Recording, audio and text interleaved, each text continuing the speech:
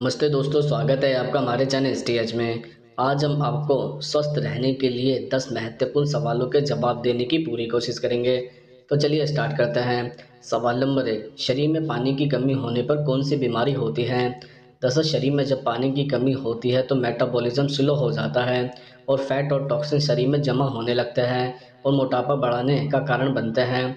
इसके अलावा पानी की कमी क्रेविंग भी बढ़ाती है, जिससे आपको बेमतलब भूख भी लगती है और इससे मोटापा बढ़ता है। पानी शरीर में बढ़े हुए पीएच और एसिड को न्यूट्रलाइज करने में मदद करती है। साथ ही पित्त दोष बढ़ने से भी हाथ पैरों में जलन बढ़ जाती है। ऐसे में पानी का सेवन सही मात्रा में करना इस जलन को कम करने में मदद करता है। इसके अलावा पानी पीते रहने से हमारा पेट ठंडा रहता है, साथ ही हाथ पैर में जलन की समस्या कम होने लगती है। पानी पीने से खून से विषाक्त पदार्थ बाहर निकलने में मदद मिलती है और ब्लड सर्कुलेशन बेहतर होता है। साथ ही खून में तरल पदार्थ बना रहता है, जिससे खून की मात्रा भी सही रहती है। इससे धमनियाँ खुली रहती है और ब्लड प्रेशर नहीं बढ़ता है। कब्ज की समस्या उन लोगों में ज़्यादा होती है जो कि पर्याप्त मात्रा में पानी का सेवन नहीं करते हैं। इससे कब्ज की समस्या बढ़ जाती है और मल त्यागने में मुश्किल होती है। इसलिए आपको अगर कब्ज की समस्या रेगुलर रहती है तो पानी का सेवन बढ़ा दें। सवाल नंबर 2, चावल रात में खाना सही है या फिर दिन में? दरअसल विशेषज्ञों का कहना है कि फाइबर से भरपूर चावल एक हल्का भोजन है जो आसानी से पचाया जा सकता है। इसलिए रात में चावल खाने में कोई बुराई नहीं है, क्योंकि यह अच्छी नींद दिलाने में भी सहायक हो सकता है। वहीं जानकारी के लिए बता दें कि जो लोग काफ़ी दुबले पतले हैं उन्हें रात में चावल खाने में कोई परेशानी नहीं है, परंतु यदि आप वजन घटाने की जिद्दोजहद में लगे हुए हैं और मोटापे के शिकार हैं तो आपको रात में चावल खाने से परहेज करना चाहिए। ऐसे लोग रात के बजाय अपने दोपहर के भोजन में चावल को शामिल कर सकते हैं।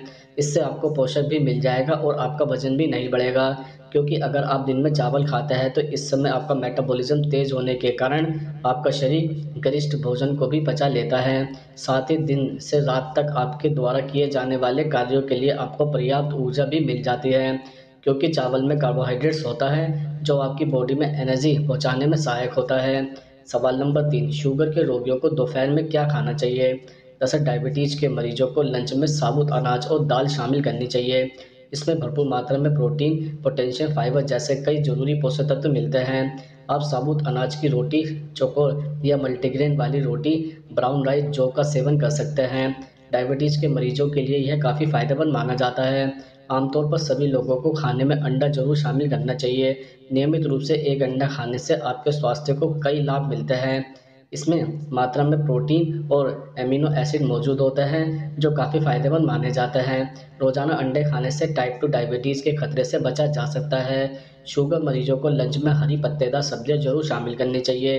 आप पालक, मेथी, बथुआ, ब्रोकली, लौकी, तुरई, करेला जैसी सब्जियां खा सकते हैं। इन सब्जियों में कैलोरी कम और पोषक तत्व ज़्यादा पाए जाते हैं। साथ ही इनमें एंटीऑक्सीडेंट गुण मौजूद होते हैं, जिससे ब्लड शुगर कंट्रोल में रहता है। इससे ब्लड प्रेशर भी कंट्रोल रहता है और इम्यूनिटी बढ़ाने में मदद भी करती है। अगर दोपहर के खाने में दही मिल जाए तो फिर क्या कहना, खाने का मज़ा दोगुना हो जाता है। दही में अच्छी मात्रा में कैल्शियम, प्रोटीन और पोषक तत्व पाए जाते हैं। साथ ही इनमें ऐसे गुण पाए जाते हैं जो ब्लड शुगर लेवल को कम करने में मदद करते हैं। सवाल नंबर 4, कौन से फास्ट फूड पुरुषों को कभी भी नहीं खाने चाहिए? दरअसल फास्ट फूड पुरुषों की हेल्थ के लिए अच्छे नहीं माने जाते हैं। किसी भी फास्ट फूड में लगभग 64% कैलोरी फैट से आती है। ऐसे फूड्स में प्रोटीन की मात्रा बिल्कुल नहीं होती है और फाइबर की मात्रा भी न के बराबर होती है। इसलिए एक्सपर्ट पुरुष को इसके सेवन की सलाह नहीं देते हैं। फास्ट फूड जैसे पिज़्ज़ा, बर्गर, हॉट डॉग आदि में मौजूद अनहेल्दी फैट से मोटापा बढ़ता है, जिससे पुरुषों में स्पर्म काउंट कम होने लगता है और स्पर्म मोबिलिटी भी कम हो जाती है। इसके अलावा खराब क्वालिटी के तेल में बने पदार्थ फ्री रेडिकल उत्पन्न करते हैं, जो कि पुरुषों के शरीर के लिए नुकसानदायक होते हैं।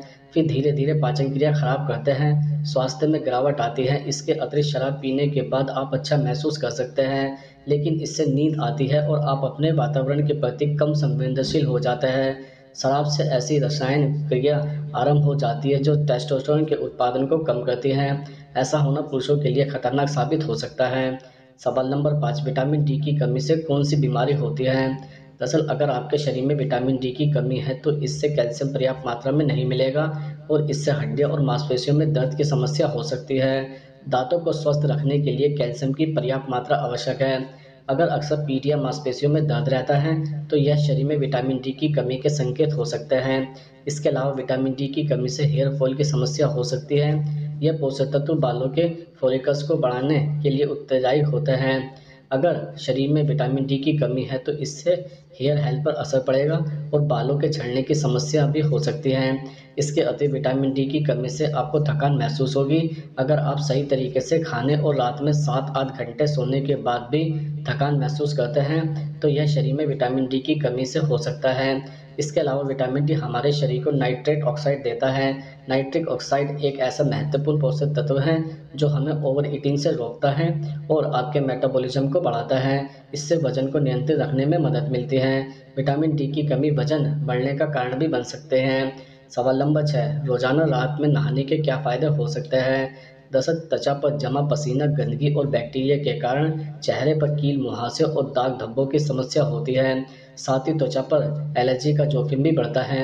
इसलिए हमेशा यह सलाह दी जाती है कि आपको बेड पर जाने से पहले त्वचा की सफाई जरूर करनी चाहिए। रात में नहाने से आपकी थकान दूर होती है और आप तरोताज़ा महसूस करते हैं। साथ ही आपको नींद भी जल्दी आती है। रात में गर्म पानी से नहाने से शरीर को आराम मिलता है और आप शांत महसूस करते हैं। इससे आपका मूड रिफ्रेश होता है और तनाव को कम करने में मदद मिलती है। रात को नहाने से चिंता और तनाव को कम करने में मदद मिलती है। साथ ही थकान भी दूर होती है। आपका मन शांत होता है और शरीर को आराम मिलता है। अगर आप रात में गर्म पानी से स्नान करते हैं तो इससे सिरदर्द, मांसपेशियों और जोड़ों के दर्द में आराम मिलता है। रात में अगर आप गर्म पानी से स्नान करते हैं तो इससे अतिरिक्त कैलोरी को बर्न करने में मदद मिलती है। शरीर में जमा चर्बी कम होती है और वजन कंट्रोल करने में मदद मिलती है। सवाल नंबर 7, ब्रेन ट्यूमर होने के क्या संकेत दिखाई देते हैं? दरअसल मस्तिष्क में अनकंट्रोल और अबनॉर्मल तरीके से सेल्स की वृद्धि को ही आमतौर पर ब्रेन ट्यूमर कहा जाता है। यह 2 प्रकार के होते हैं, प्राइमरी और सेकेंडरी। प्राथमिक ट्यूमर में कोई भी मस्तिष्क कोशिका असामान्य रूप से बढ़ती है और ब्रेन ट्यूमर का कारण बनती है, जबकि शरीर के अन्य हिस्सों से असामान्य कोशिकाएं मस्तिष्क में फैलती हैं। इसे सेकेंडरी ट्यूमर कहते हैं। स्तन, फेफड़े, गुर्दे और त्वचा के कैंसर आमतौर पर मस्तिष्क में फैलते हैं। ब्रेन ट्यूमर के कई लक्षण दिखाई दे सकते हैं, जैसे सिरदर्द इसका पहला लक्षण है। आमतौर पर सिरदर्द पेनकिलर से ठीक हो जाता है, लेकिन अगर सिरदर्द बार बार हो रहा है और मेडिसिन से भी कंट्रोल नहीं हो पा रहा है तो आपको ब्रेन ट्यूमर हो सकता है। सुनने में भी दिक्कत होना है। अगर आपको सुनने में परेशानी हो रही है तो आपका टेम्पोरल पार्ट प्रभावित हो रहा है। ब्रेन ट्यूमर में दिमाग में गांठ बन जाती है जिससे सिरदर्द होता है और हमेशा उल्टी जैसा महसूस होता है। व्यक्ति को हमेशा चक्कर आते रहते हैं, वह कोई भी काम ठीक से नहीं कर पाता है। इस दौरान मूड स्विंग की समस्या भी बढ़ जाती है।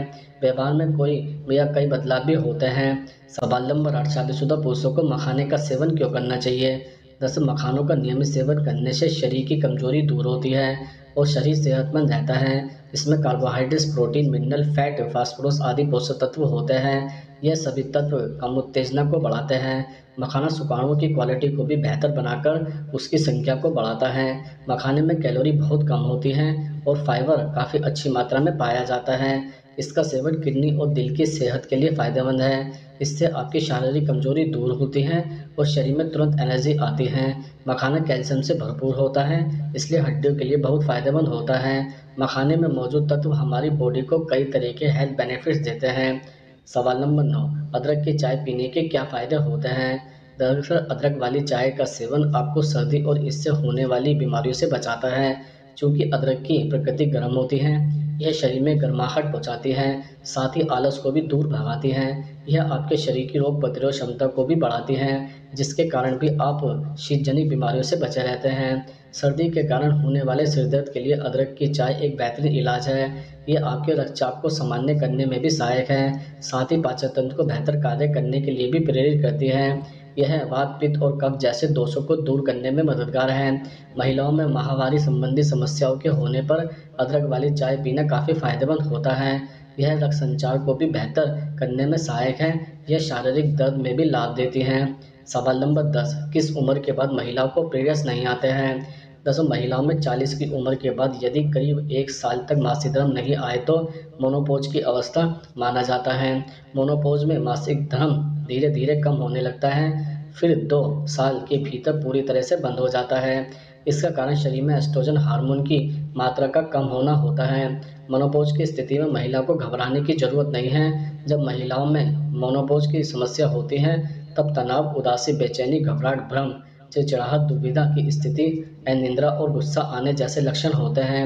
इसमें महिलाओं को अधिक गर्मी लगना, फुहारे आना, यूरिन में जलन, जगनान में संक्रमण जैसी समस्या होने लगती है।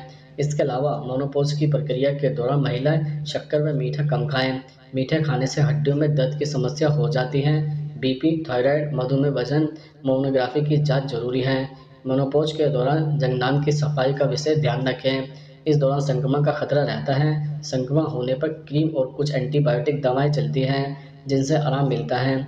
जगनान में संक्रमण होने पर पानी ज़्यादा से ज़्यादा पिए।